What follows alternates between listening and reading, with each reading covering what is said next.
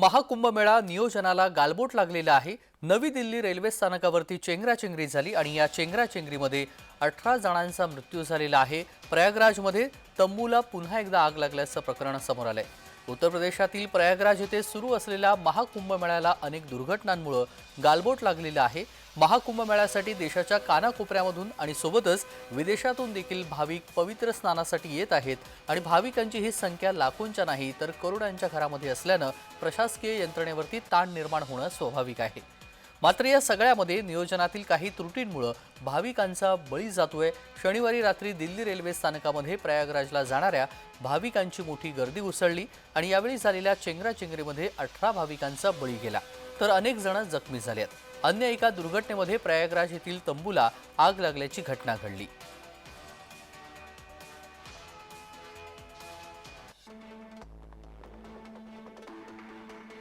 चेंगराचेंगरी कशी झाली ते आपण पाहूया। शनिवारी रात्री नवी दिल्ली रेल्वे स्टेशनवरती ही चेंगराचेंगरी झाली। चेंगराचेंगरीमध्ये 3 मुलांसह 18 जणांचा मृत्यू झालाय। नवी दिल्ली रेल्वे स्थानकामधून कुंभमेळ्यासाठी 2 स्पेशल ट्रेन चालवल्या जात होत्या। वीकेंड असल्याने शेकडो भाविक कुंभस्नानासाठी प्रयागराजला निघाले होते। स्वतंत्रता सेनानी एक्सप्रेस आणि भुवनेश्वर एक्सप्रेस ट्रेन उशिराने धावत होती। प्रवासी प्लॅटफॉर्म नंबर 12 आणि 13 वरची ट्रेन वाट पाहत थांबले होते। महाकुंभला जाणारी एक ट्रेन प्लॅटफॉर्मवरती आली। ट्रेनमध्ये चढण्यासाठी प्रवाशांची एकच धावपळ सुरू झाली। यावेळी धावपळीमध्ये पायऱ्यांवरती उभे असलेले लोक खाली पडले। ट्रेन पकडण्यासाठी प्रमाणाबाहेर गर्दी झाल्याने चेंगराचेंगरी झाली। गर्दी जास्त वाढल्याने गुदमरून अनेक प्रवासी बेशुद्ध झाले।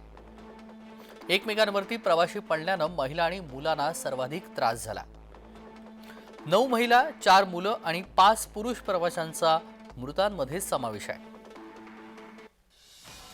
आपल्या देशातील कुंभमेळा पाहून जगभरातील लोक आश्चर्यचकित झाल्याचं त्यांनी सांगितलंय। आतापर्यंत महाकुंभमध्ये 50 कोटी भाविकांनी गंगास्नान केलं असं सांगत दिल्लीतील घटना दुर्दैवी असून घटना होऊ नये अशा वेळी प्रशासन काळजी घेईल याची ग्वाही देखील देवेंद्र फडणवीस यांनी दिली आहे। दिल्लीतील दुर्घटना असून त्यावरती सगळ्यांनी दुःख व्यक्त केलं आणि या पद्धतीच्या घटना होऊ नयेत यासाठी प्रशासन निश्चित स्वरूपामध्ये कारवाई करेल असंही देवेंद्र फडणवीस यांनी म्हटलं आहे। देखिए मैं ऐसा मानता हूँ कि ये दुर्दैवी इस प्रकार का हादसा है और इसके ऊपर सभी ने दुख व्यक्त किया है और आगे इस प्रकार की घटना न हो इस दृष्टि से प्रशासन निश्चित रूप से उचित कार्रवाई करेगी।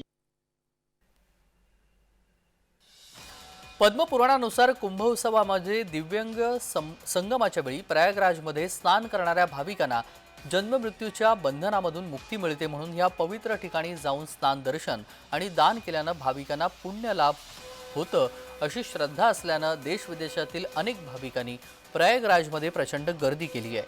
उत्तर प्रदेश सरकारने गर्दीचं नियोजन करून देखील दररोजची गर्दी आटोक्यात आणणं प्रशासनाच्या आवाक्याबाहेर गेलंय। कुंभमेळ्याच्या निमित्ताने होणाऱ्या घटना दुर्दैवी आहेत।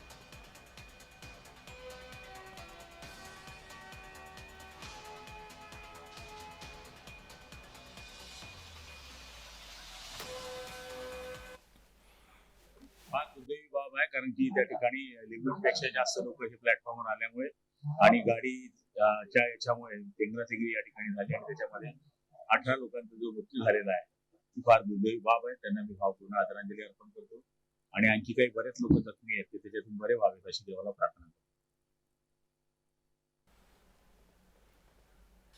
या आधीच्या कुंभमेळ्यात देखील अशा काही दुर्घटना घडलेल्या आहेत त्या देखील आपण पाहणार आहोत। –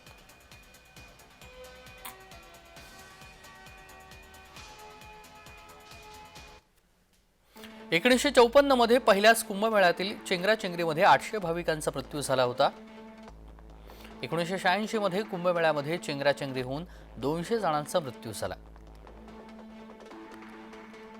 2003 साली नाशिकमधील चेंगराचेंगरीमध्ये महिलांसह 39 जणांचा मृत्यू झाला। 2013 साली पूल कोसळल्याने झालेल्या चेंगराचेंगरीमध्ये 45 जणांचा मृत्यू झाला। या मोठ्या घटनांसह अनेक लहान घटनांमध्ये भाविकांचे मृत्यू झाले आहेत।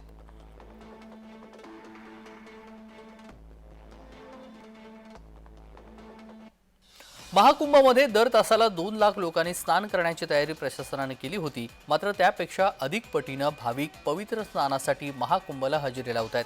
महाकुंभ मेळ्यामध्ये घडलेल्या दुर्घटनेमुळे जगाचं लक्ष ह्या प्रयागराजवरती केंद्रित झालंय. कुंभमेळ्याला जाणाऱ्या भाविकांनी अधिकाधिक काळजी घेण्याचं आवाहन प्रशासनाच्या वतीनं करण्यात आलं असून दिलेल्या सूचनांचं पालन केलं तर दुर्घटना टाळता येईल असंही आवाहन उत्तर प्रदेश सरकारनं केलंय. ब्युरो रिपोर्ट, जय महाराष्ट्र.